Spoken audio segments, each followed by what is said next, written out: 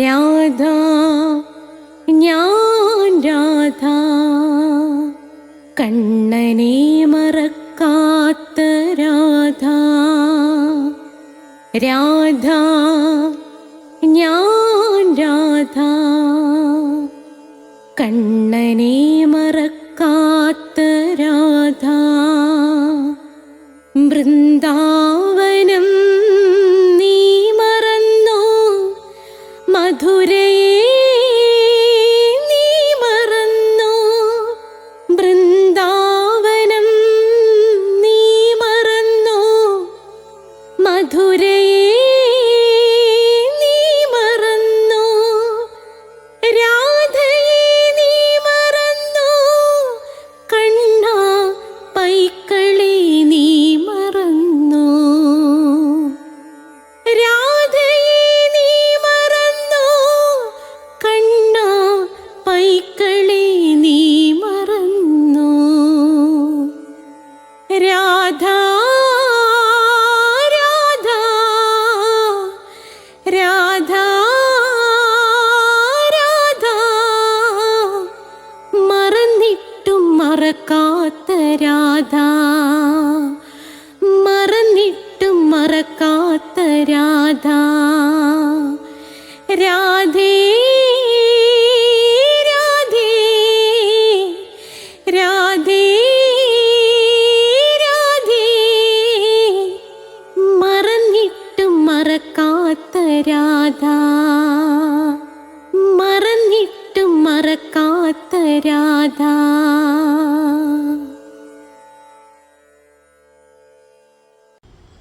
രാധേ രാധേ ഓ രാധേ രാധേ രാധേ രാധേ ഓ രാധേ രാധേ രാധേ രാധേ ഓ രാധേ രാധേ രാധേ രാധേ ഓ രാധേ രാധേ.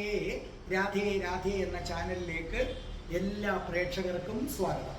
ഇന്ന് നാരായണീയം 39ാമത്തെ എപ്പിസോഡ്. ഇതിന് മുമ്പുള്ള എപ്പിസോഡ് കാണണമെന്നുള്ളവർ പ്ലേലിസ്റ്റ് എടുത്താൽ മതി.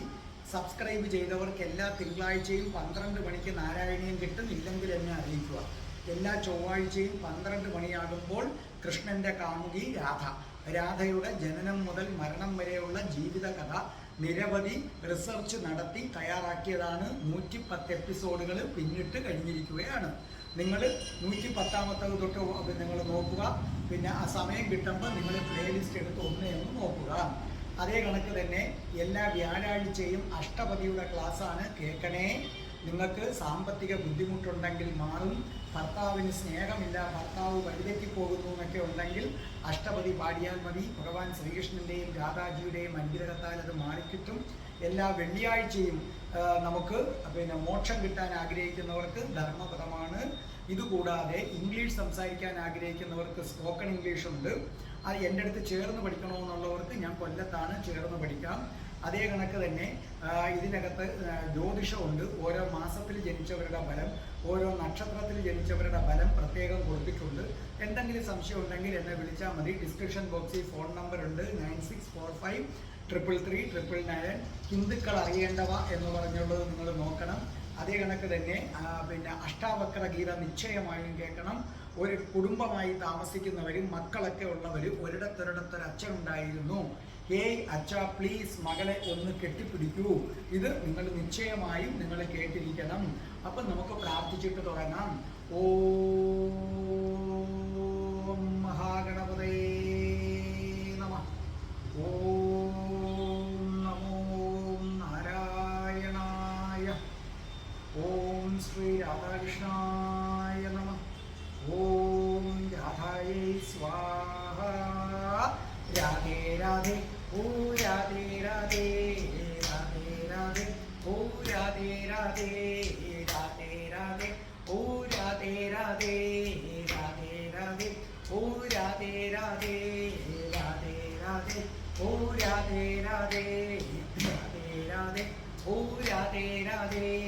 ബർസാനെ വാലി രാധാറാണി കി ജയ്. എൻ്റെ മാതാവ് രാധാറാണി കി ജയ്. എനിക്ക് സർവ്വ ഐശ്വര്യങ്ങളും വാരിക്കോരി തരുന്ന എൻ്റെ പൊന്ന് രാധാറാണി അമ്മക്ക് ജയ്. എനിക്ക് രോഗങ്ങൾ വരാതെ കാത്തുരക്ഷിക്കുന്ന രാധാറാണി അമ്മക്ക് ജയ്. എന്നെ സർവ്വ പാപങ്ങളിൽ നിന്നും മോചിപ്പിക്കുന്ന രാധാറാണി അമ്മക്ക് ജയ്. അപ്പോൾ നമ്മൾ ധർമ്മപദമല്ല നാരായണീയത്തിൻ്റെ ക്ലാസ് തുടങ്ങുകയാണ്. 4-ാമത്തെ ദശകം 9-ാമത്തെ ശ്ലോകം. ഇപ്പോൾ നിങ്ങൾക്ക് ഏവർക്കും പ്രിയങ്കരിയായി മാറിയ നമ്മുടെ കൃഷ്ണശ്രീയാണ്. ഞാൻ പറഞ്ഞിട്ടുണ്ട്, AERലെ നമ്പർ 1 ആർട്ടിസ്റ്റാണ്, A ഗ്രേഡ് ആർട്ടിസ്റ്റാണ്.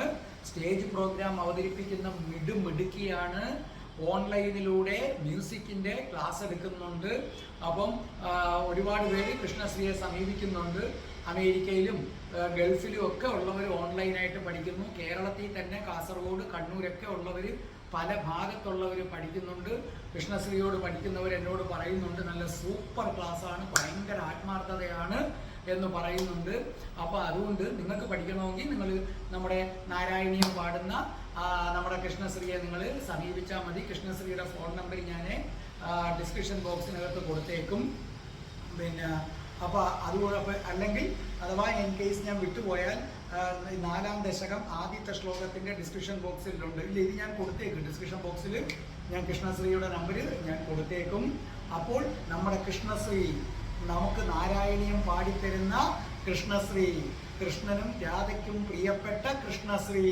കണ്ടോ, കൃഷ്ണ പ്ലസ് ശ്രീ, ശ്രീ ഐശ്വര്യം.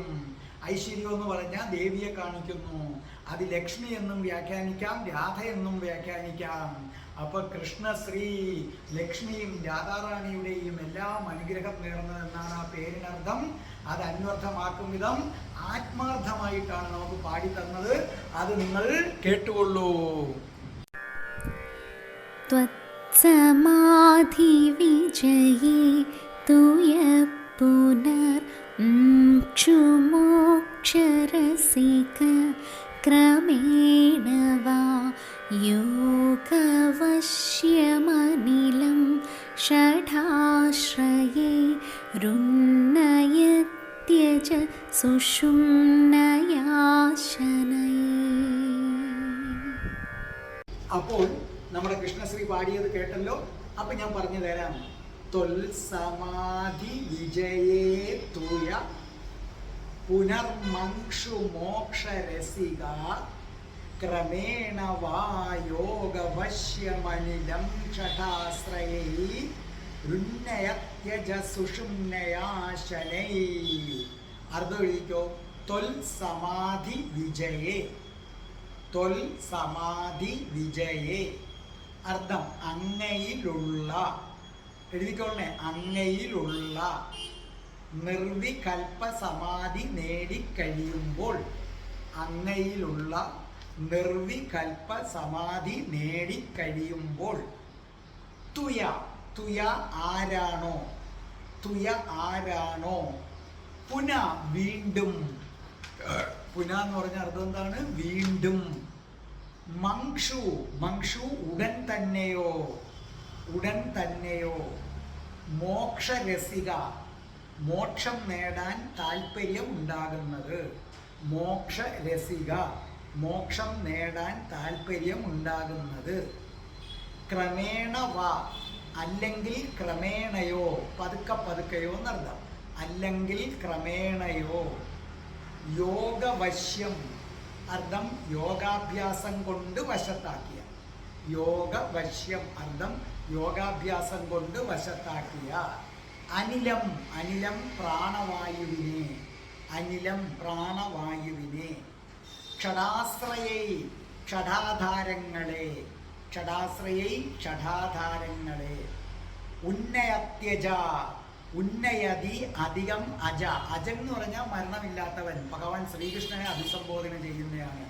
ഉന്നയതി എന്ന് പറഞ്ഞാൽ ആശ്രയിച്ചു ഉയർത്തി. അപ്പൊ ഉന്നയതി അജ, അർത്ഥം എന്തെഴുതും? ഉന്നയതി അജ. ശരിക്കും പറഞ്ഞാൽ കൃഷ്ണനെ ആശ്രയിച്ചു ഉയർത്തപ്പെട്ട, കൃഷ്ണനെ ആശ്രയിച്ചു ഉയർത്തുക എന്നർത്ഥം എഴുതിക്കോ. കൃഷ്ണനെ ആശ്രയിച്ചു ഉയർത്തുക. അജ എന്ന് പറഞ്ഞാൽ അതിൻ്റെ അർത്ഥം ജനന മരണങ്ങളില്ലാത്തവൻ. അതാരാണ്? ശ്രീകൃഷ്ണൻ. അപ്പൊ ജനന മരണങ്ങളില്ലാത്തവനെ ആശ്രയിച്ചു ഉയർത്തിയ. അതിന് പകരം നമ്മൾ ഇങ്ങനെ എഴുതിയാൽ മതി, ഉന്നയതി അജ. ചേർത്തെഴുതുമ്പോൾ ഉന്നയത്യജ. എന്താണ്? ശ്രീകൃഷ്ണനെ ആശ്രയിച്ചു ഉയർത്തി സുഷുമ്നയ, സുഷുമ്ന നാഡിയിലൂടെ, സുഷുമ്ന നാഡിയിലൂടെ ശനൈ എന്ന് പറഞ്ഞാൽ പതുക്കെ, മെല്ലെ, സ്ലോലി എന്നാണ് അർത്ഥം. ശനൈ അതല്ലേ ശനിയെ മന്ദൻ എന്ന് വിളിക്കുന്നത്, മന്ദൻ പതുക്കെ സഞ്ചരിക്കുന്നത്. അപ്പോൾ ഇതിൻ്റെ മൊത്തത്തിലുള്ള അർത്ഥം ജനന മരണങ്ങളില്ലാത്ത നിത്യനായ അല്ലയോ ശ്രീകൃഷ്ണ ഭഗവാനെ, അങ്ങയെക്കുറിച്ചുള്ള നിർവികൽപ്പ സമാധിയിൽ വിജയിച്ച ശേഷം. എന്താ നിർവികൽപ്പ സമാധി? നാം പറഞ്ഞല്ലോ 2 രീതിയിലുണ്ട്, വികൽപ്പ സമാധി, നിർവികൽപ്പ സമാധി. ഭഗവാന്റെ രൂപം മനസ്സിൽ ഉറപ്പിക്കുന്നതാണ് വികൽപ്പ സമാധി. നിർവികൽപ്പ സമാധി എന്ന് പറഞ്ഞാൽ ഭഗവാൻ ഈ രൂപത്തിനും അപ്പുറമാണെന്ന് മനസ്സിലാക്കി, പരബ്രഹ്മം ഒരു ജ്യോതിസാണെന്ന് മനസ്സിലാക്കി, ആ ജ്യോതിസിനെ മനസ്സിൽ ഉറപ്പിക്കാൻ കഴിയുന്ന നിമിഷം, ആ നിമിഷത്തെയാണ് നമ്മൾ നിർവികൽപ്പ സമാധി എന്ന് വിളിക്കുന്നത്. അപ്പോൾ ജനന മരണങ്ങൾ ഇല്ലാത്ത അല്ലയോ ശ്രീകൃഷ്ണ ഭഗവാനെ, ഞങ്ങൾ അങ്ങയുടെ രൂപമല്ല, അങ്ങ് ആ രൂപത്തിനും അപ്പുറം ഉജ്ജ്വലമായ പ്രകാശം അഥവാ ജ്യോതിസാണെന്നറിഞ്ഞ് ആ ജ്യോതിസിനെ മാത്രം മനസ്സിൽ നിർത്തുന്നു. ബാക്കി ബന്ധങ്ങളൊന്നും ഞങ്ങളുടെ മനസ്സിലേക്ക്, അമ്മ, മക്കൾ, അച്ഛൻ ഒന്നും വരുന്നില്ല. അങ്ങനെ ഞങ്ങൾ നിർവികൽപ്പ സമാധിയിൽ എത്തുന്നതിൽ വിജയിക്കുന്നു. അതിനുശേഷം മോക്ഷം ആഗ്രഹിക്കുന്ന, അതായത് ഉടനടി മോക്ഷം വേണമെന്ന് ആഗ്രഹിക്കാം, അല്ലെങ്കിൽ ക്രമേണ മോക്ഷം വേണമെന്ന് ആഗ്രഹിക്കാം. നിർവികൽപ്പ സമാധിയിൽ എത്തിച്ചേർന്ന ഒരു യോഗിക്ക് ഉടൻ വേണമെങ്കിൽ മോക്ഷം പ്രാപിക്കാം, അല്ല ക്രമേണ മോക്ഷം പ്രാപിക്കാം. അങ്ങനെയുള്ളവർ, അങ്ങനെ മോക്ഷം ആഗ്രഹിക്കുന്ന ഭക്തന്മാര് യോഗ കൊണ്ട് വശത്താക്കിയ, യോഗ അഭ്യസനം കൊണ്ട് വശത്താക്കിയ പ്രാണവായുവിനെ സുഷുമ്ന നാഡിയിലൂടെ ക്ഷടാധാരങ്ങളെ ആശ്രയിച്ച് മുകളിലേക്ക് ഉയർത്തിക്കൊണ്ടുവരുന്നു. സുഷുമ്ന നാഡിയിലൂടെ ക്ഷടാധാരങ്ങളുടെ സഹായത്തോടെ മുകളിലേക്ക് ഉയർത്തുന്നു. ക്ഷടാധാരങ്ങളെക്കുറിച്ച് ഞാൻ പറഞ്ഞു തരാം. ക്ഷടാധാരം എന്ന് പറഞ്ഞാൽ മൂലാധാരം, സ്വാധിഷ്ഠാനം, മണിപൂരകം, അനാഹതം, മനസ്സിലായില്ലേ, വിശുദ്ധി, ആജ്ഞ, അത് കുറേ കൂടെ സിമ്പിളായ പേരുകളിൽ ഞാൻ പിന്നെ പറഞ്ഞു തരാം. അപ്പോൾ ഇവിടെ എന്താ പറഞ്ഞിരിക്കുന്നതെന്ന് പറയാമോ? ഈ ശ്ലോകത്തിൻ്റെ അർത്ഥം ഇത്രമേ ഉള്ളൂ. അല്ലയോ ജനന മരണങ്ങളില്ലാത്ത നിത്യനായ ശ്രീകൃഷ്ണ ഭഗവാനെ, അങ്ങ് ഈ രൂപമല്ലെന്നും അതിനുമപ്പുറം ഒരു ജ്യോതിസാണെന്നും മനസ്സിലാക്കി ലൗകികപരമായ എല്ലാത്തിൽ നിന്നും അകന്ന് യാതൊരു ബന്ധങ്ങൾ, അച്ഛൻ, അമ്മ, ധനം ഒന്നിലും താല്പര്യമില്ലാതെ ആ ജ്യോതിസ് മാത്രം മനസ്സിൽ ഉറപ്പിക്കാൻ കഴിയുന്നു. അങ്ങനെ കഴിയുന്ന യോഗി നിർവികൽപ്പ സമാധി എന്ന അവസ്ഥയിലെത്തുന്നു. അതിൽ വിജയിച്ചു കഴിഞ്ഞാൽ നിങ്ങൾക്ക് ഉടനടി മോക്ഷം കിട്ടാം, അതല്ലെങ്കിൽ ക്രമേണ മോക്ഷം മതിയെന്ന് ആഗ്രഹിക്കാം. ആ ക്രമേണ മോക്ഷം മതിയെന്ന് ആഗ്രഹിക്കുന്നതിൻ്റെ കാരണം ഇനി വരുന്ന വരികളിൽ ഞാൻ പറഞ്ഞു തരാം. അങ്ങനെ ആഗ്രഹിക്കുന്ന, ഉടൻ മോക്ഷം വേണമെന്ന് ആഗ്രഹിക്കുന്നവരും പതുക്കെ കൊണ്ട് മോക്ഷം മതി എന്ന് ആഗ്രഹിക്കുന്നവരും യോഗാഭ്യാസം കൊണ്ട് നേടിയെടുത്ത പ്രാണവായുവിനെ ക്ഷടാധാരങ്ങളുടെ സഹായത്തോടെ സുഷുമ്ന നാഡിയിലൂടെ മുകളിലേക്ക് ഉയർത്തുന്നു എന്നാണ് ഈ പറഞ്ഞിരിക്കുന്നതിൻ്റെ അർത്ഥം. ഇനി നമുക്ക് ഒന്നാമത്തെ വരി നോക്കാം. ത്വൽ സമാധി വിജയേ തുയ പുന എന്ന് പറഞ്ഞാൽ ഭഗവാനെ കുറിച്ചുള്ള സമാധിയിൽ വിജയിച്ച് കഴിഞ്ഞാൽ ഉടനെ, ഞാൻ നേരത്തെ പറഞ്ഞല്ലോ, മോക്ഷം കിട്ടാനുള്ള ആദ്യത്തെ പടി എന്ന് പറയുന്നത് ഭഗവാനെക്കുറിച്ചുള്ള സമാധിയിൽ വിജയിക്കുക എന്നതാണ്. അതായത് മനുഷ്യ ശരീരത്തിൽ കഴിഞ്ഞുകൊണ്ട് തന്നെ നമുക്ക് സമാധി എന്ന അവസ്ഥയിലേക്ക് ഉയരാനായിട്ട് സാധിക്കും. സമാധി 2 തരത്തിലുണ്ടെന്ന് ഞാൻ നേരത്തെ പറഞ്ഞു. ഒന്ന് വികൽപ്പ സമാധി, 2 നിർവികൽപ്പ സമാധി. വികൽപ്പ സമാധി എന്തെന്നും ഞാൻ പറഞ്ഞു. എങ്കിലും ഞാൻ പറഞ്ഞുതരാം. ഇവിടെ കവി പറയുന്നത് ഇതാണ്: ശ്രീകൃഷ്ണ ഭഗവാന്റെ രൂപത്തിൽ മനസ്സുറപ്പിച്ചിട്ട് നമ്മളെ ഇന്ദ്രിയങ്ങളെയൊക്കെ നിശ്ചലമാക്കും. എന്ന് പറഞ്ഞാൽ കണ്ണുകൊണ്ട് പുറത്തെ കാഴ്ച കാണുന്നത് നിർത്തി കണ്ണടച്ച് ഉള്ളിൽ ഭഗവാന്റെ രൂപം കാണും. കാതുകൊണ്ട് പുറത്തെ ശബ്ദം കേൾക്കുന്നത് നിർത്തുക. കണ്ണുകൾ അടച്ചിട്ട് കാതുകൾ ഉള്ളിലേക്ക് തുറന്ന് ഉള്ളിലിരിക്കുന്ന ഓം എന്ന ശബ്ദം കേൾക്കും. അങ്ങനെ ഇന്ദ്രിയങ്ങളെ മുഴുവനും നിശ്ചലമാക്കും. അങ്ങനെ നിശ്ചലമാക്കി കഴിയുമ്പോൾ ഭഗവാന്റെ രൂപം മാത്രം ഉള്ളിൽ തെളിയും. ഇതിനെയാണ് നമ്മൾ എന്ത് പേര് വിളിക്കുന്നത്? വികൽപ്പ സമാധി. 2 നിർവികൽപ്പ സമാധി. അതായത് ഭഗവാന്റെ രൂപവും ഒന്നില്ലാതായിട്ട് ഒരു ജ്യോതിസ് മാത്രം ഇങ്ങനെ വിളങ്ങും. അതാണ് നിർവികൽപ്പ സമാധി. ഞാൻ നേരത്തെ പറഞ്ഞതാണ് അതല്ല, ഭഗവാന്റെ ആ രൂപം പോലും ഇല്ലാതായിട്ട് ഒരു വലിയ പ്രകാശം ഇങ്ങനെ വരും. ആ പ്രകാശത്തിൽ മനസ്സുറപ്പിക്കുന്നു. പിന്നീട് ഒരിക്കലും അത് നമ്മളിൽ ലൗകിക ബന്ധങ്ങളിലേക്ക് പോകാതെ ആ പ്രകാശത്തിലേക്ക് സ്ഥിരമായി മനസ്സുറപ്പിക്കാൻ കഴിയുന്നതാണ് നിർവികൽപ്പ സമാധി. അപ്പോൾ ഒന്നാമത്തെ വരിയിൽ പറയുന്നു, ഒരു യോഗാഭ്യാസി വികൽപ്പ സമാധിയിലോ നിർവികൽപ്പ സമാധിയിലോ എത്തുന്നു. അതിൽ വിജയിച്ചു കഴിഞ്ഞാൽ ഉടനെ എന്ത് ചെയ്യുമെന്നുള്ളത് രണ്ടാമത്തെ വരി. ഇവിടെ സമാധി എന്ന് പറയുമ്പോൾ നമ്മുടെ കണ്ണിലൊരു സമാധിയൊക്കെ ഉണ്ട്. എന്താണില്ല, തിരുവനന്തപുരത്തൊക്കെ കേട്ട് കഴിയുമ്പോൾ സമാധി, ചത്തവനെ പൊക്കിയെടുത്ത് കല്ലറയ്ക്കകത്ത് കൊണ്ടിരുത്തുന്ന സമാധി. ആ സമാധിയല്ല. ആ സമാധിയും ഇതുമായിട്ട് യാതൊരു ബന്ധവും ഇല്ല. അപ്പോൾ ഒന്നാമത്തെ വരിയുടെ അർത്ഥം മനസ്സിലായല്ലോ. യോഗാഭ്യാസം കൊണ്ട് എന്ത് ചെയ്യുന്നു? വികൽപ്പ സമാധിയിലും നിർവികൽപ്പ സമാധി ഇതിൽ ഒന്നിൽ വിജയിച്ചു കഴിയുമ്പോൾ അങ്ങനെ വിജയിക്കുന്ന ആളിനെ സംബന്ധിച്ചിടത്തോളം അയാൾ ഉടനെ ഒരു കാര്യം ചെയ്യുന്നു. അത് എന്താണെന്നുള്ളത് രണ്ടാമത്തെ വരിയിൽ പറയുന്നു. ഇനി നമുക്ക് രണ്ടാമത്തെ വരിയിലേക്ക് വരാം. നോക്കിക്കോണേ. പുനർമംഷു മോക്ഷ രസിക ക്രമേണ വാ. പുന എന്നത് ഒന്നാമത്തെ വരിയിലുള്ളതാണ്. ഞാൻ ഇതിൻ്റെ കൂടെ കൂട്ടിച്ചേർത്തന്നേ ഉള്ളത്. മംഷു ഉടൻ തന്നെ. പുന വീണ്ടും. മംഷു ഉടൻ തന്നെ. മോക്ഷരസിക മോക്ഷം നേടാൻ താല്പര്യമുണ്ടാകുന്നു. ക്രമേണവ അല്ലെങ്കിൽ ക്രമേണയോ. നമ്മൾ നേരത്തെ പറഞ്ഞതുപോലെ നിർവികൽപ്പ സമാധിയിൽ വിജയിച്ചു കഴിഞ്ഞാൽ പിന്നെ അവരുടെ മുന്നിൽ 2 മാർഗങ്ങളാണുള്ളത്. ഒന്നാമത്തെ മാർഗം അപ്പടി തന്നെ ശരീരം ഉപേക്ഷിക്കാം. അതല്ല എന്നുണ്ടെങ്കിൽ കുറച്ച് നാളുകൂടി ശരീരത്തിൽ കഴിയാം. ശ്രദ്ധിച്ചു കേട്ടോണം. ചിലർക്ക് സമാധിയിൽ വിജയം നേടിയ ഉടനെ തന്നെ മോക്ഷം വേണമെന്ന് തോന്നും. ചിലർക്കാകട്ടെ പതുക്കെ കൊണ്ട് മോക്ഷം മതിയെന്ന് തോന്നും. ശരിക്കും ഇവിടെ ഈ യോഗാഭ്യാസി അല്ലെങ്കിൽ സാധകൻ യോഗ സാധനകളുടെ പരമകാഷ്ഠ എന്നറിയപ്പെടുന്ന കുണ്ഡലിനി ശക്തി ഉണർത്തുന്നതിന് പ്രാപ്തനായി മാറുകയാണ് ചെയ്യുന്നത്. അപ്പോൾ നിങ്ങൾ ശ്രദ്ധിച്ച് കേട്ടോണം. അല്പം വിശദീകരിക്കാൻ പോവുകയാണ് ഞാൻ. നിർവികൽപ്പ സമാധി പ്രാപിച്ച ഒരു യോഗിയെ സംബന്ധിച്ചിടത്തോളം ഉടൻ തന്നെ പരബ്രഹ്മത്തിൽ ലയിക്കാം. അപ്പോഴും തന്നെ പരബ്രഹ്മത്തിൽ ലയിക്കാം. അതെങ്ങനെ ലയിക്കും എന്നൊക്കെ പറഞ്ഞുതരാം. നമ്മുടെ സ്ഥൂല ശരീരം സൂക്ഷ്മ ശരീരമൊക്കെ വിവരിക്കേണ്ടതുണ്ട്. ഇനി വരുന്നതിനകത്ത് ഞാൻ വിവരിച്ചു തരാം. അപ്പം നിർവികൽപ്പ സമാധിയിൽ എത്തിക്കഴിഞ്ഞ എന്ന് പറഞ്ഞാൽ ഇപ്പം നിങ്ങൾക്ക് എല്ലാം അറിയാമല്ലോ. ആർക്കാണോ ഭഗവാന്റെ ജ്യോതിസ് മാത്രം രൂപവും വിട്ട് ആ ജ്യോതിസ് മാത്രം മനസ്സിൽ ഓർപ്പിച്ച് ലൗകിക ബന്ധത്തിൽ ഒന്നും താല്പര്യമില്ല, നിങ്ങളുടെ ഉള്ളിലിരിക്കുന്ന ഓം എന്ന ശബ്ദം നിങ്ങൾ കേൾക്കുന്നു. അതായത് ധർമ്മപദം 27-ാമത്തെ അധ്യായത്തിൽ അത് ഞാൻ എടുത്തു പറയുന്നുണ്ട്. നിങ്ങളത് കേൾക്കണം. 27-ാമത്തെ എപ്പിസോഡിൽ ഓം.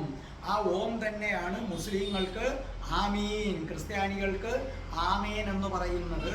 അപ്പം ആരാണോ ഭഗവാന്റെ രൂപം പോലും വിട്ടിട്ട് പരമമായ ജ്യോതിസാണ് ഭഗവാൻ എന്നറിഞ്ഞ് ആ ജ്യോതിസിനെ മനസ്സിൽ ഉറപ്പിച്ച് സകല ലൗകിക ബന്ധങ്ങളും വിട്ട് ആ ജ്യോതിസിന്റെ ആനന്ദത്തിൽ മുഴുകിയിരിക്കുന്നത് കുറച്ച് ദീർഘനാള്, ഒരു ദിവസത്തെ കാര്യമല്ല, ദീർഘനാൾ അങ്ങനെ ഇരുന്ന് കഴിയുമ്പോൾ അവൻ നിർവികൽപ്പ സമാധിയിൽ ലയിച്ചു. അവന് അപ്പം തന്നെ ശരീരം ഉപേക്ഷിച്ച് പരബ്രഹ്മത്തിൽ ലയിക്കാം. അല്ലെങ്കിൽ കുറച്ച് നാള് ഈ കാണുന്ന ശരീരത്തെ സ്ഥൂല ശരീരം എന്ന് പറയും. അത് നമ്മളിവിടെ കത്തിച്ചു കളയുന്നു. അതിനകത്തുള്ള സൂക്ഷ്മ ശരീരം, സ്ഥൂല ശരീരവും സൂക്ഷ്മ ശരീരവും കളഞ്ഞാൽ മാത്രമേ പരബ്രഹ്മത്തിലേക്കാൻ പറ്റൂ. ചില യോഗികൾ നിർവികൽപ്പ സമാധിയിൽ വിജയിച്ചാൽ ഈ സ്ഥൂല ശരീരം അപ്പോഴേ ഉപേക്ഷിക്കും, സൂക്ഷ്മ ശരീരവും ഉപേക്ഷിച്ച് പരബ്രഹ്മത്തിൽ ലയിക്കും. ചിലരങ്ങനെയല്ല. ചിലർക്ക് കുറച്ചും കൂടെ ഭഗവാന്റെ അടുത്ത് പോയി ആനന്ദം അനുഭവിക്കണമെന്ന് തോന്നിയിട്ട് അവര് ഈ കാണുന്ന ശരീരമാണ് സ്ഥൂല ശരീരം, ഇതിനകത്തുള്ള ശരീരമാണ് സൂക്ഷ്മ ശരീരം, അത് ഉപേക്ഷിക്കത്തില്ല. അത് ഉപേക്ഷിക്കാതെ അവര് ഊർധ്വ ലോകങ്ങൾ കാണാൻ ആഗ്രഹിക്കും. ഊർധ്വ ലോകങ്ങൾ കാണാൻ ആഗ്രഹിക്കും. അതെന്താണെന്ന് പറയാൻ പോവുകയാണ്.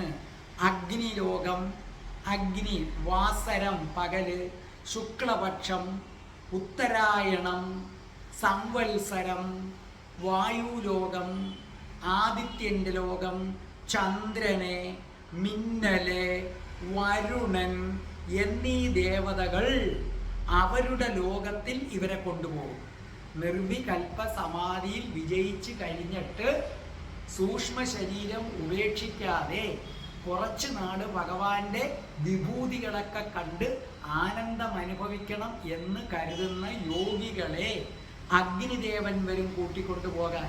അഗ്നിദേവൻ വരും, വാസരം പകലിൻ്റെ ദേവൻ വരും, ശുക്ലപക്ഷം വരും, ഉത്തരായണം വരും, സംവത്സരം വരും, വായു ഭഗവാൻ വരും, ആദിത്യൻ വരും, ചന്ദ്രൻ വരും, മിന്നൽ വരും, വരുണൻ വരും.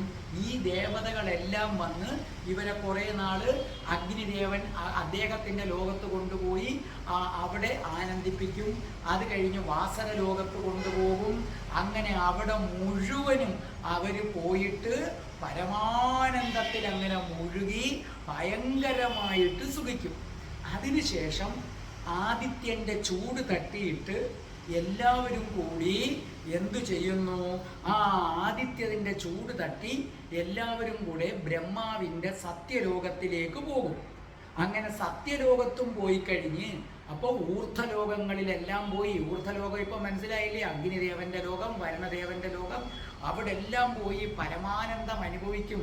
ഭഗവാന്റെ വിഭൂതികളാണ് അഗ്നി എന്ന് പറയുന്നത്, ഭഗവാന്റെ ശക്തികളാണ് വിഭൂതി. അതാണ് ഈ അഗ്നിയും ശുക്ലപക്ഷവും വരുണനും കടലും എല്ലാം. അവിടെ എല്ലാം പോയി ആനന്ദിച്ചതിന് ശേഷം ആദിത്യൻ്റെ ചൂടും കൂടെ തട്ടിയാലേ സത്യലോകത്ത് കയറാൻ പറ്റും. അങ്ങനെ ആദിത്യൻ സൂര്യൻ്റെ ചൂടും തട്ടി സത്യലോകത്തിലേക്ക് പോയിട്ട് അവിടുന്ന് യോഗശക്തി കൊണ്ട് വൈകുണ്ഠത്തിൽ എത്തിച്ചേരും, പിന്നെ കൈലാസത്തിലും എത്തിച്ചേരും. നല്ലതുപോലെ മനസ്സിലായില്ലേ? ഇതിനെയാണ് ക്രമേണ മുക്തി എന്ന് പറയുന്നത്. അപ്പോൾ ഈ വരി, രണ്ടാമത്തെ വരിയിൽ പറഞ്ഞിരിക്കുന്ന ഇത്രയേ ഉള്ളൂ. നിർവികൽപ്പ സമാധിയിൽ എത്തിച്ചേർന്ന ഒരു യോഗി, നമ്മൾ പുറമേ കാണുന്ന ഈ ശരീരം സ്ഥൂല ശരീരം, ഇതിനകത്തൊരെണ്ണമുണ്ട് ടേപ്പ് റെക്കോർഡ് പോലെ, അത് സൂക്ഷ്മ ശരീരം. അപ്പോൾ എന്താ ചെയ്യുന്നത്? ഈ യോഗി സ്ഥൂല ശരീരവും സൂക്ഷ്മ ശരീരവും ഉപേക്ഷിച്ച് മോക്ഷത്തിന് വേണ്ടി ഉടൻ തന്നെ പരബ്രഹ്മത്തിൽ ലയിക്കും. എന്നാൽ വേറെ ചിലർക്ക് ഭഗവാന്റെ വിഭൂതികളായ ലോകങ്ങളിൽ പോയി ആനന്ദം അനുഭവിച്ചിട്ട് നമുക്ക് മോക്ഷം കിട്ടിയാൽ മതി, പരബ്രഹ്മത്തിൽ ലയിച്ചാൽ മതി എന്ന് പറഞ്ഞിട്ട് അവർ ഊർധ്വലോകങ്ങളിൽ പോകും. അവരെ കൊണ്ടുപോകാൻ അഗ്നിദേവനും വരുണദേവനും ചന്ദ്രനും മിന്നലും സംവത്സരവും, മനസ്സിലായില്ലേ? അപ്പോൾ ഇവരെല്ലാവരും മിന്നലും സംവത്സരവും പിന്നെ അഗ്നിയും ഇവരെല്ലാവരും ആരെ കൊണ്ടുപോകാൻ വരും? ഇവരെ കൊണ്ടുപോകാനായിട്ട് വരും. അപ്പം ആ ലോകങ്ങളിലൊക്കെ പോകും. പോയി അവിടെ എല്ലാം അങ്ങ് സുഖിക്കും. എന്നിട്ട് ആദിത്യൻ്റെ അടുക്കലേക്ക് വരും. മനസ്സിലായില്ലേ? വാസരം പകൽ അവിടെ എല്ലാം പോകും. ആദിത്യൻ്റെ ചൂട് തട്ടിക്കഴിയുമ്പോൾ ഇവർക്ക് സത്യലോകത്തിലേക്ക് പോകാനുള്ള യോഗ്യതയായി. അവിടുന്ന് ബ്രഹ്മാവിൻ്റെ സത്യലോകത്തിൽ ചെന്ന് സുഖിച്ചിട്ട് കൈലാസത്ത് വന്ന് ശിവന്റെ അടുക്കലും സുഖിച്ചിട്ട് അതിനുശേഷം വിഷ്ണുവിൻ്റെ വൈകുണ്ഠത്ത് വരും. അങ്ങനെ കുറേ നാള് മഹാവിഷ്ണുവിൻ്റെ വൈകുണ്ഠത്തും വന്ന് സുഖിക്കും.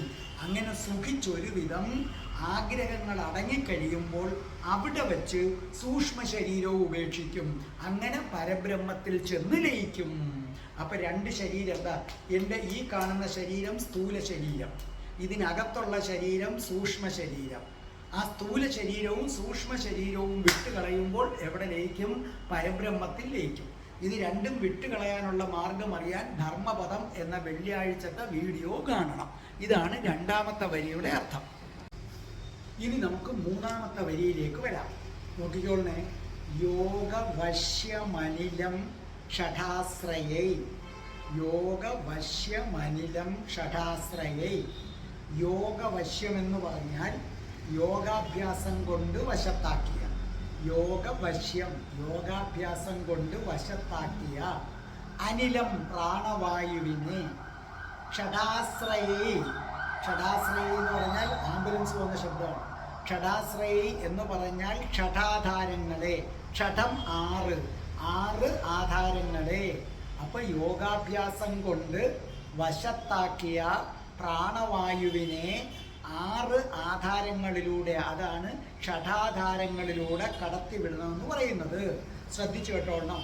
ഉടൻ മോക്ഷം വേണമെന്ന് ആഗ്രഹിക്കുന്നവർ അവര് യോഗാഭ്യാസം കൊണ്ട് തങ്ങളുടെ നിയന്ത്രണത്തിലാക്കിയ പ്രാണവായുവിനെ ഷഠാധാരങ്ങളിൽ കൂടി കടത്തി വിട്ടിട്ടാണ് ഉടൻ പരബ്രഹ്മത്തിൽ ലയിക്കുന്നത്.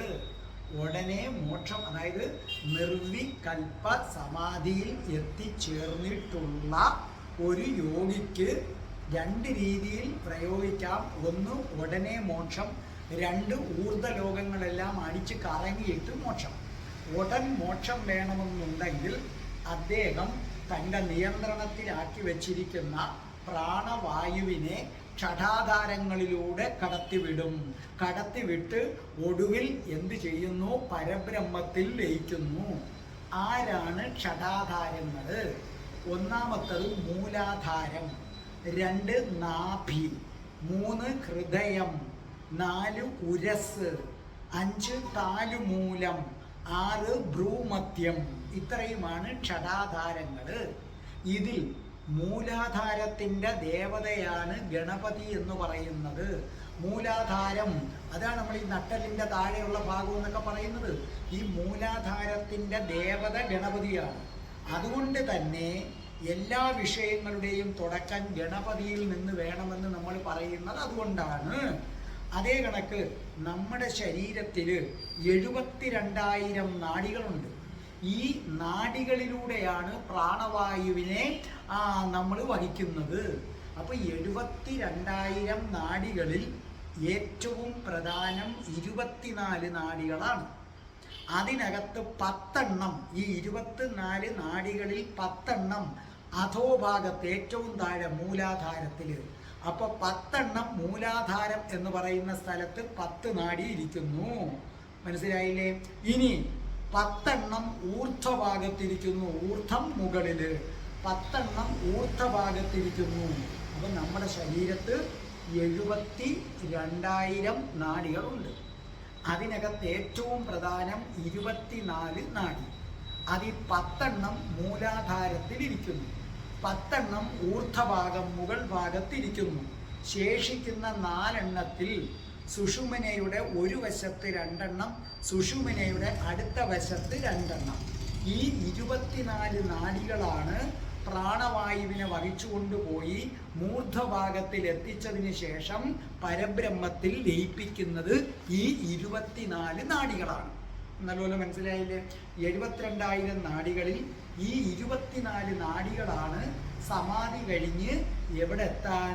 പരബ്രഹ്മത്തിൽ ലയിക്കാൻ സഹായിക്കുന്നത്. നമ്മുടെ ഒരു സങ്കല്പം, നമ്മുടെ ശരീരത്തിൽ പാദം മുതൽ അരക്കെട്ട് വരെ ബ്രഹ്മാവാണ്. ബ്രഹ്മ, വിഷ്ണു, മഹേശ്വരന്മാർ നമ്മുടെ ശരീരത്ത് സ്ഥിതി ചെയ്യുന്നുണ്ട്.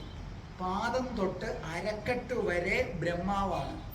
ആ ബ്രഹ്മാവിൻ്റെ അധിപൻ അവിടെ ശുക്രനാണ്. അതുകൊണ്ടാണ് അവിടെ സ്വർണം ധരിക്കരുത്, അരക്കെട്ടിൽ വെള്ളി ധരിക്കാൻ പറയുന്നത്.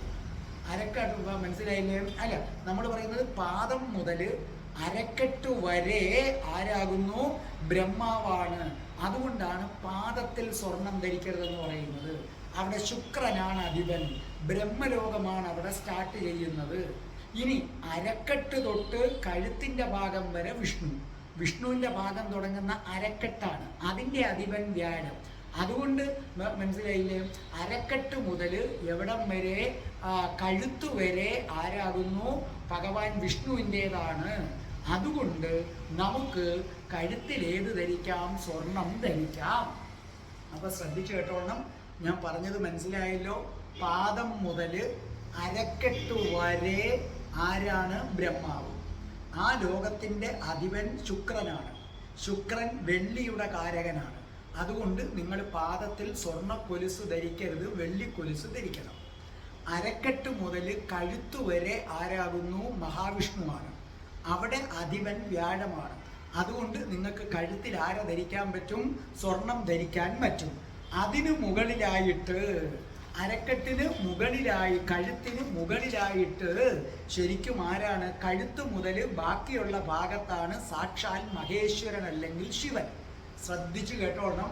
നമ്മുടെ ശരീരത്തെ 3 ഭാഗങ്ങളാക്കി മാറ്റിയിരിക്കുന്നു. ബ്രഹ്മാവും വിഷ്ണുവും ശിവനും നമ്മുടെ ശരീരത്തുണ്ട്. പാദം മുതൽ അരക്കെട്ട് വരെ ബ്രഹ്മാവ്, അരക്കെട്ട് മുതൽ കഴുത്ത് വരെയുള്ള ഭാഗമാണ് ശിവൻ, വിഷ്ണു.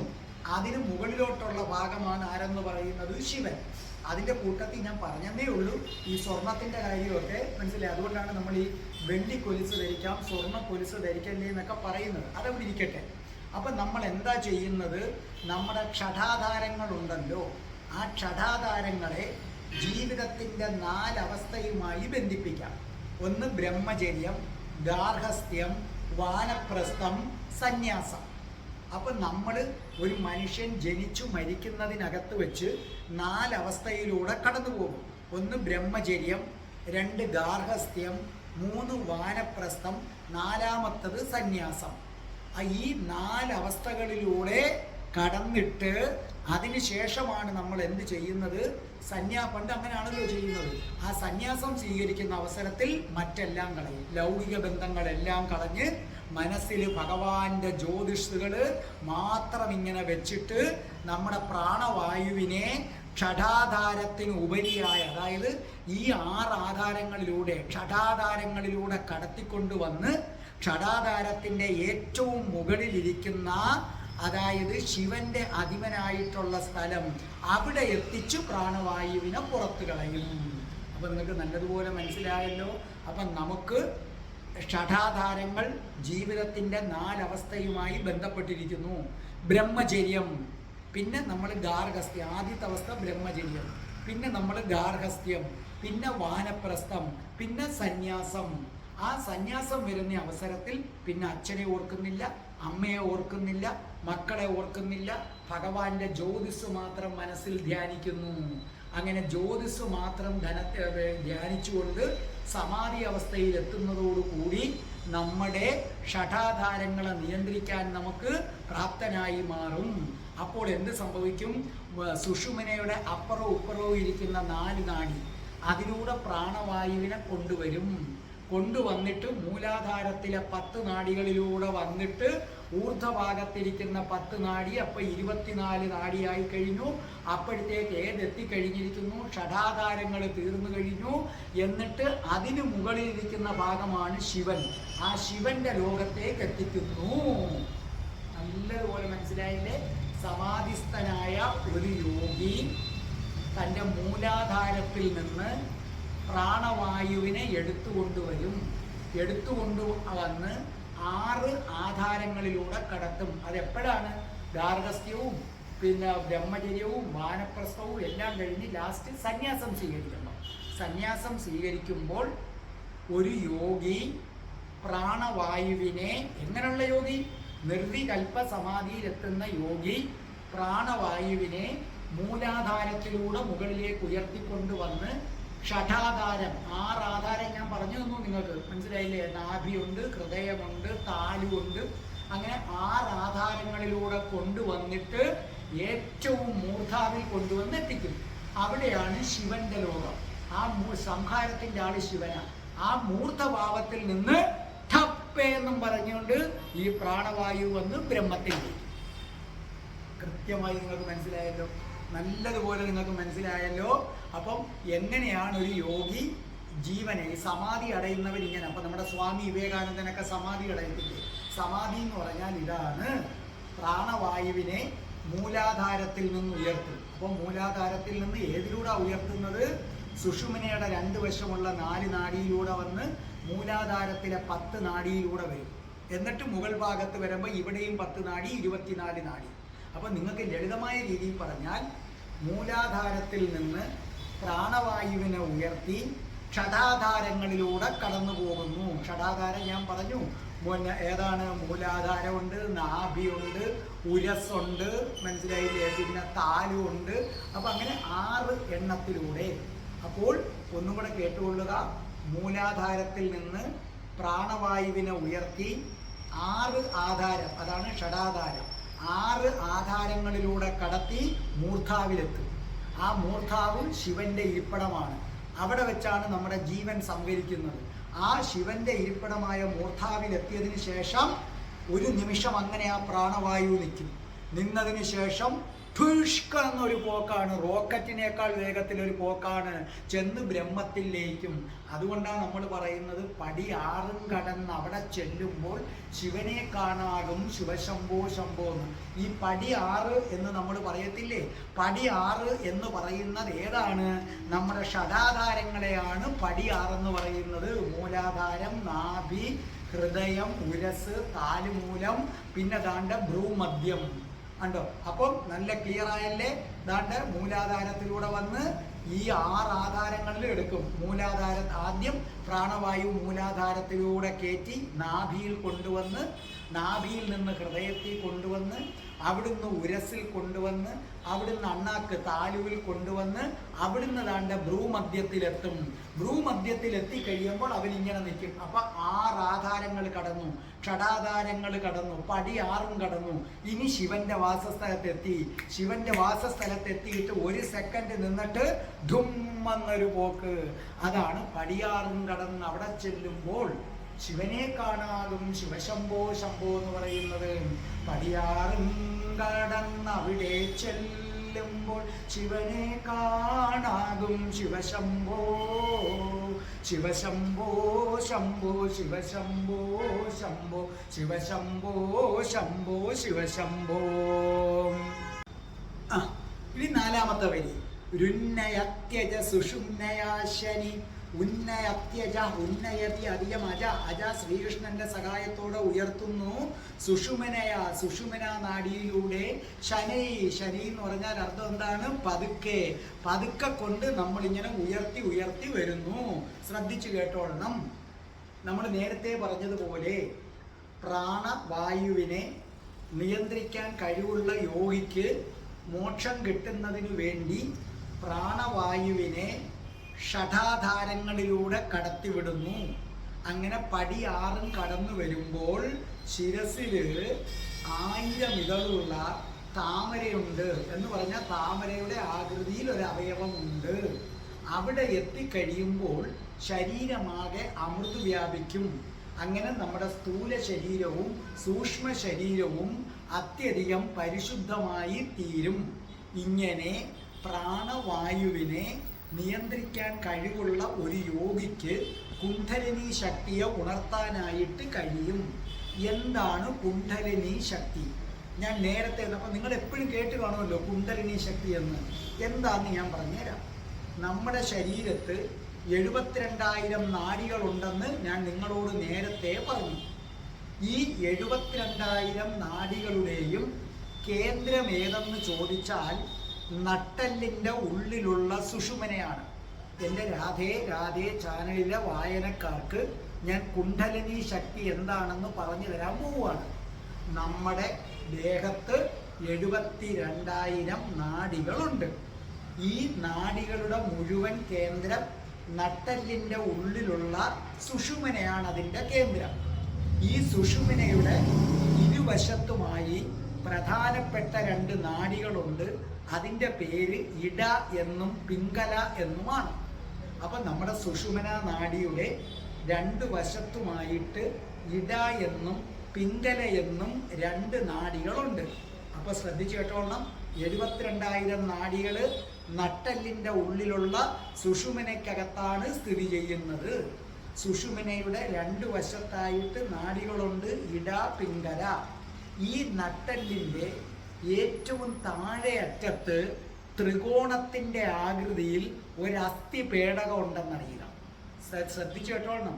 നട്ടെല്ലിൻ്റെ ഏറ്റവും താഴെയായിട്ട് ത്രികോണ രൂപത്തിൻ്റെ ആകൃതിയിൽ ഒരു അസ്ഥി പേടകമുണ്ട്. ഇവിടെയാണ് നമ്മളെ കുണ്ഡലിനി വരുന്നത്. ശ്രദ്ധിച്ചു കേട്ടോ. നിങ്ങളുടെ നട്ടെല്ലിൻ്റെ താഴെ അറ്റത്തായിട്ട് ത്രികോണ രൂപത്തിൽ ഒരു അസ്ഥി പേടകമുണ്ട്.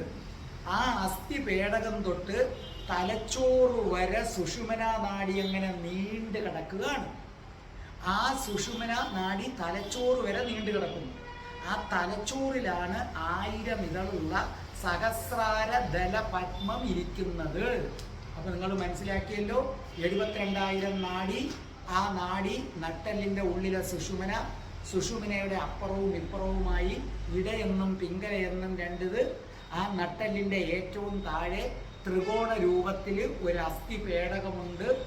അവിടുന്ന് മനസ്സിലായില്ലേ, ആ അസ്ഥി പേടകം മുതൽ തലച്ചോറ് വരെ സുഷുമ്നാ നാഡി വ്യാപിച്ചു കിടക്കുന്നു.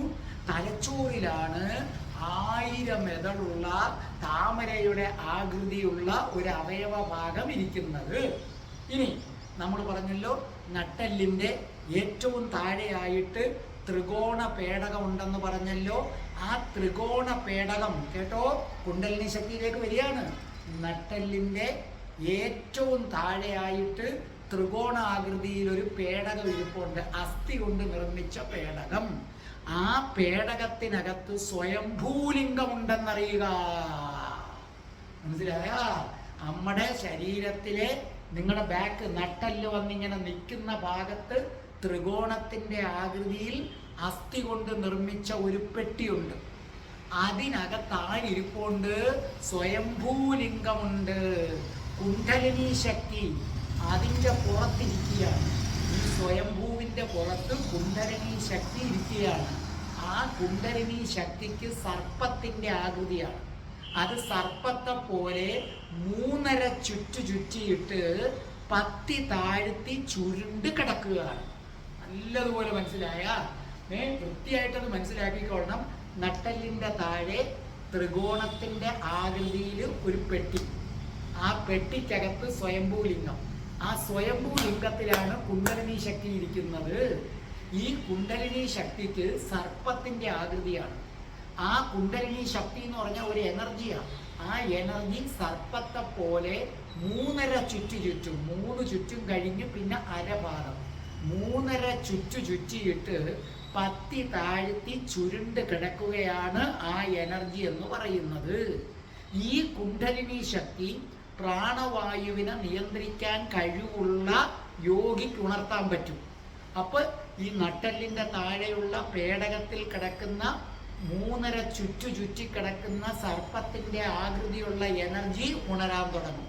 ഉണർന്നു കഴിഞ്ഞാൽ അവൻ നേരെ സുഷുമ്നയിലൂടെ തലച്ചോറിലെത്തി തലച്ചോറിലെ സഹസ്രധാര പത്മത്തെ അങ്ങോട്ട് ഉണർത്തി കഴിഞ്ഞാൽ പിന്നെ നമ്മുടെ ശരീരം അതീവ ശക്തിയുള്ള ഒരു പവർ ഹൗസായിട്ട് മാറും. അപ്പം നമുക്ക് ആകാശത്ത് നിന്നുകൊണ്ട് സകലതും കാണാൻ പറ്റും. നമ്മുടെ ശരീരം ഭൂമിയിലാണ്, പക്ഷേ നമുക്ക് ആകാശത്ത് നിന്നുകൊണ്ട് എല്ലാം കാണാം. ഇതിനെയൊക്കെയാണ് ആളുകൾ ടെലിപ്പതി എന്ന് പറയുന്നത്. ശരിക്കും ശിവൻ ശിരസിൽ സർപ്പം ധരിച്ച് നൃത്തം ചെയ്യുന്നു എന്ന് പറഞ്ഞാൽ അതിൻ്റെ അർത്ഥം എന്താണെന്നറിയാമോ? അതായത് ഈ കുണ്ഡലിനി ശക്തി എന്ന സർപ്പത്തിൻ്റെ ആകൃതിയുള്ള എനർജിയെ ഉണർത്തിയിട്ട് സഹസ്രധാര പത്മ ഞാനിതാ വിടർത്തിക്കഴിഞ്ഞു. ഇതാണ് ശിവൻ കഴുത്തിൽ സർപ്പം ധരിച്ച് നൃത്തം ചെയ്യുന്നതിൻ്റെ പൊരുള്. അപ്പൊ കുണ്ഡലിനി ശക്തി എന്ന് പറഞ്ഞാൽ ഇനി ആനക്കാരി ഒന്നുമല്ല, അത് സർപ്പമല്ല, അതിൻ്റെ ആകൃതിയാണ്. ഇതൊരു എനർജിയാണ്. അപ്പൊ നിങ്ങൾക്ക് എല്ലാം മനസ്സിലായല്ലോ. കുണ്ഡലിനി ശക്തി നട്ടെല്ലിൻ്റെ ഏറ്റവും താഴെ ത്രികോണ ആകൃതിയിൽ ഒരു പേടകത്തിൽ സ്വയംഭൂലിംഗം. ആ സ്വയംഭൂലിംഗത്തിൽ ഒരു എനർജി, ഒരു ഊർജം ചുറ്റിക്കിടപ്പുണ്ട്. ആ ഊർജത്തിൻ്റെ പേരാണ് കുണ്ഡലിനി ശക്തി. അത് സർപ്പത്തിൻ്റെ ആകൃതിയിൽ സ്വയംഭൂലിംഗത്തെ 3.5 ചുറ്റി പത്തി താഴ്ത്തി ഇങ്ങനെ ചുരുണ്ട് കിടക്കുകയാണ്. പ്രാണവായുവിനെ നിയന്ത്രിക്കാൻ കഴിവുള്ള യോഗി ഈ സർപ്പത്തിൻ്റെ ആകൃതിയിലുള്ള എനർജിയെ ഉണർത്തും. അപ്പൊ ഈ ചുറ്റഴിഞ്ഞ് അവൻ്റെ പത്തി വിടർന്ന് അവൻ സുഷുമ്നയിലൂടെ ഈ ഊർജം ഇങ്ങനെ എഴഞ്ഞ് തലച്ചോറിലെത്തും. തലച്ചോറ് വരെ സുഷുമ്നയുണ്ട്. തലച്ചോറിൽ സഹസ്രധാര പത്മമുണ്ട്. അവിടെ അങ്ങ് എത്തിക്കഴിയുമ്പോഴേക്കും ഈ ഊർജം ദേഹം മുഴുവൻ വ്യാപിക്കുകയും അസാമാന്യമായ ശക്തി ഉണ്ടാവുകയും ഈ ശരീരം ഇവിടെ നിർത്തിക്കൊണ്ട് തന്നെ ഉള്ളിലെ ജീവന് മുകളിലേക്ക് ഉയരാം. അതിൻ്റെ മുകളിൽ നിന്നുകൊണ്ട് എല്ലാം നമുക്ക് കാണാൻ പറ്റും. ആളുകൾ ടെലിപ്പതി അത് ഇതെന്നൊക്കെ പറഞ്ഞ് അതിനെ വിളിക്കാറുണ്ട്. പിന്നെ നിങ്ങൾക്ക് നിങ്ങളുടെ ഇഷ്ടമനുസരിച്ച് നിങ്ങൾക്ക് ജീവനെ നിർത്തുകയോ പോവുകയോ ഒക്കെ ചെയ്യാം. ഇതാണ് കുണ്ഡലിനി ശക്തി. പക്ഷെ എൻ്റെ അമ്മമാരിത് കേട്ട് വിഷമിക്കണ്ട. ഞങ്ങളെങ്ങനെ മക്കളെ കുണ്ഡലിനി ശക്തി? കുണ്ഡലിനി ശക്തി ഉണർത്തുന്നതിന് വേറൊരു മാർഗമുണ്ടെന്ന് ഞാൻ എപ്പോഴും പറയും അമ്മേ. ഭക്തി. അമ്മമാര് കുണ്ഡലിനി ശക്തി ഉണർത്താനൊന്നും ബോധപൂർവം നോക്കണ്ട. അമ്മമാര് ഒറ്റ കാര്യം ചെയ്താൽ മതി. ലൗകിക ബന്ധങ്ങളിൽ താല്പര്യമില്ലാതെ ഭഗവാൻ ശ്രീകൃഷ്ണനെ ധ്യാനിച്ചുകൊണ്ട് എപ്പോഴും നാരായണ ജപിച്ചുകൊണ്ടിരുന്നാൽ ഒരു പരിധി കഴിയുമ്പോൾ അമ്മേ സ്വാഭാവികമായും കുണ്ഡലിനി ശക്തി ഉണരും. ഇത് അഭ്യാസം കൊണ്ട് ഉണർത്തുന്ന രീതി. അഭ്യാസം കൊണ്ടല്ലാതെ ഭക്തി കൊണ്ടും കുണ്ഡലിനി ശക്തി ഉണർത്താം. അതിനൊറ്റ മാർഗമേ ഉള്ളൂ. നാരായണ നാരായണ നാരായണ നാരായണ നാരായണ നാരായണ നാരായണ നാരായണ നാരായണ നാരായണ നാരായണ നാരായണ നാരായണ നാരായണ നാരായണ നാരായണ.